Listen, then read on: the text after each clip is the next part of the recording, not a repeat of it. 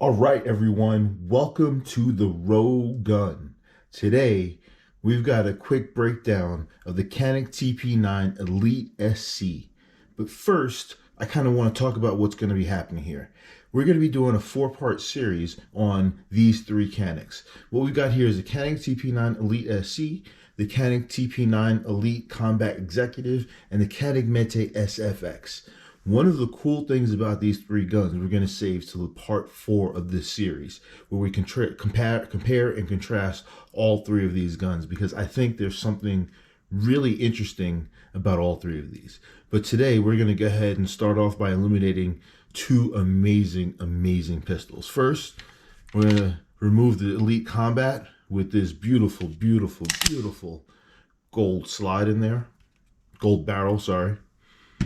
And then we're gonna take the Canik Mete SFX off the table. Not because it's bad, but because it's not the topic of today's conversation.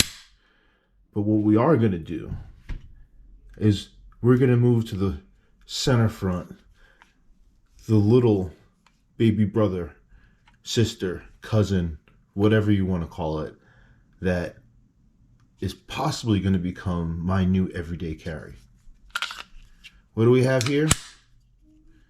We've got the Canik TP9 Elite Subcompact.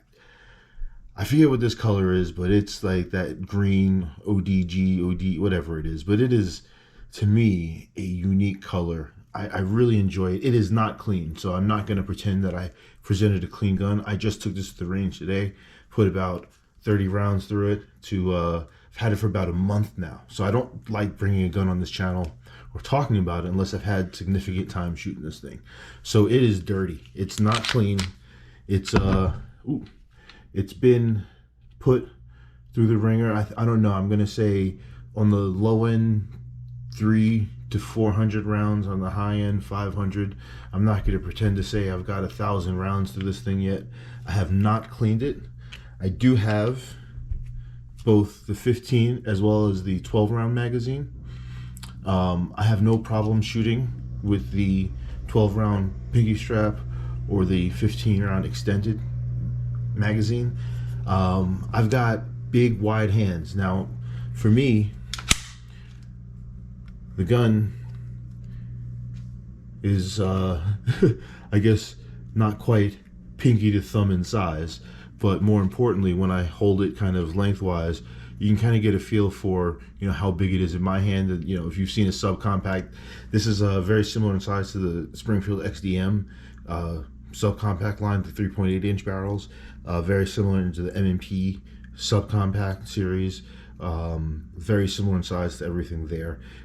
Bigger than a Shield in terms of being a true double stack, bigger than a Hellcat or a Springfield, those are 360, whatever they are. They're pretty good. Not Springfield, the SIG.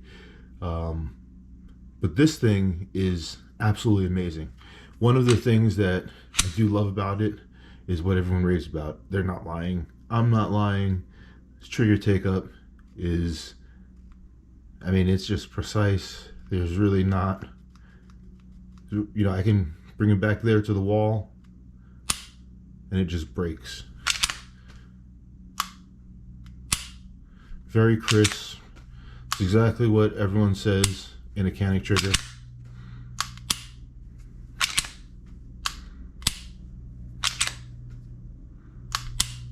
I personally judge a gun by how well I can keep that nose from wiggling with one hand, and that nose does not wiggle much. For me, some guns I pull the trigger, and whenever I feel the trigger break, I get a little bit of wiggle. I'm exaggerating there, but if you know what I'm talking about, for some reason, maybe it's again, big hand problems. Not something that everyone has, or probably everyone will experience, but if you've got big hands, this is something to consider. You have trouble shooting some of the smaller guns. This is relatively small, but it does fit in my hand pretty well.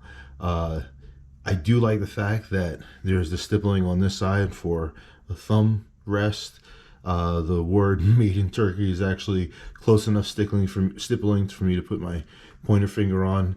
and my hand can swallow that gun, get a nice high grip, and I don't get any slide bite. I've never been bitten by this slide once. My hand is absolutely huge. So if you've ever gotten slide bite, Glock owners, which is specifically the reason I don't own any Glocks today, is because I haven't found one except for the giant beaver tail coming out, strap versions, and I still don't really enjoy that feeling even, because I don't really enjoy that beaver tail feeling more so than what's already here. But my hand on a Glock for some reason just sits really high, almost, and I'm exaggerating, but it almost feels like I'm sitting like this on a Glock. And that slide just comes down and catches the back of my hand, you know, once a magazine on a 9, 40, 45, it doesn't matter what it is. It's just the ergonomics of a Glock. So for me, I've always looked at other things. I own MMPs, I own Springfield XDMs, and this is going to be replacing my main lineup of guns, at least in terms of 9mm. So that being said, the combat Canik TP9 Elite subcompact. One of the cool things about this gun that I've never experienced in a subcompact with the 3-inch barrel, anything other than a full-size grip, I'll say. You know, when I put that larger magazine in, I get that full grip. Now I don't know about you guys, but I've got this problem. Even in what's considered the compact size gun, my hand still hangs off the bottom. So for me, it doesn't matter what I've got going on here. Put this little magazine in, still the same thing. All I'm missing is the grip down at the bottom of my palm, but I'm still getting my pinky on just like I am with that other magazine, so I don't really have a problem. If I really had to, I could shoot two-handed and kind of wrap my pinky around, and I'd be just fine, because I don't really feel like I've got a good grip, good control on that pistol. So one of the cool things I like about this is I did change the backstrap out to the larger backstrap, very comfortable for large hands. In general, I really am a fan of this for large hand shooters. You know, if you've got big hands, big, thick, wide, like, again, someone, his friend's dad shakes my hand. Every time he shakes my hand, he goes, "Man, look at those big meat hooks." So, if you've got big meat hooks and you need a gun that you can shoot comfortably, I definitely would check this out. I really don't know what else to say that hasn't been said. I'm not really gonna rave and go into the dynamics of the plate. We all know the optic options are fairly limited. I believe this is the optic that I'm going to get here is on sale at my local gun shop right now, so I think it fits the same footprint, so we'll do a video on what ends up sitting up top. But for the moment, I'm just enjoying shooting this thing. I really enjoy that front sight. It's not a true Trigicon or anything fancy, but that green does appear very nicely at the range. It does allow you to see what you're doing, see your target. I have no problems hitting it. In fact, fun story.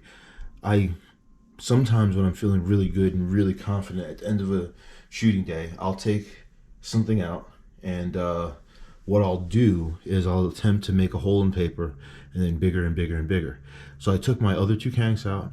I put a magazine through each one of them, expecting to kind of get a hole bigger, and I wanted to get a hole about that size and cut it out. Well, I had one flyer that kind of ended up over here. So I took this, filled up the 12 rounder, went out, and my goal was to take that one flyer and cut out the piece of paper.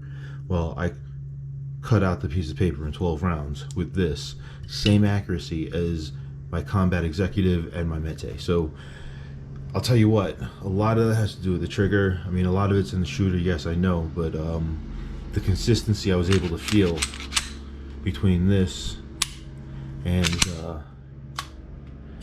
the other Caniks that are out there, it's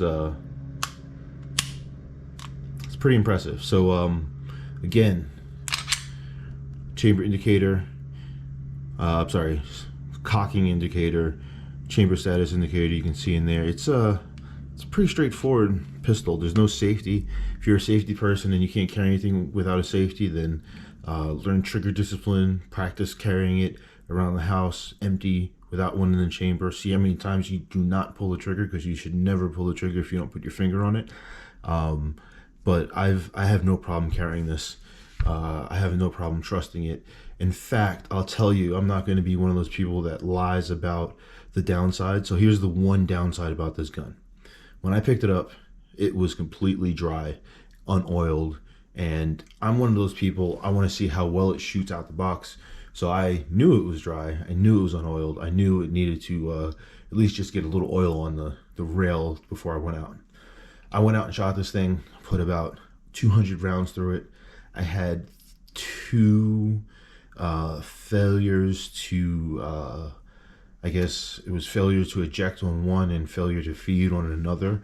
But I purely equate that to the fact that the gun was so dry, and I'm saying this laughing, because when I racked it a couple times, it didn't, I had to it got there and I had to like push it back in. As soon as I got home, I put some oil in it, cycled it a few times, went back to the range. I put a few hundred more rounds through this thing with absolutely no problem. So again, I don't think that's a problem, any problem with the gun.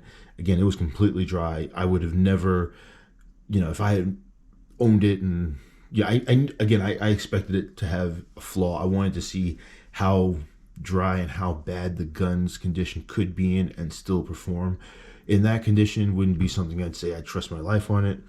But I have not cleaned it yet. We're, like I said, 400 to 500 rounds, kind of somewhere on the high end. And like I said, that first day I put 200, so I'm probably well over 500. But I don't really like to overestimate how many rounds I've shot through something and kind of exaggerate it. So I always like to go on the low end of my high end. But again, I'm very confident in this gun. Before I put it in my holster to carry it, I would definitely give it a good cleaning, good oiling, making sure everything's perfect, operating. Again, it's already operating flawlessly, but I would definitely give it a good cleaning. But until I get my preferred concealed carry holster in, I'm going to keep taking this to the range and keep putting ammo through it and see how dirty and how gunky it can get and report back to you at that point in time.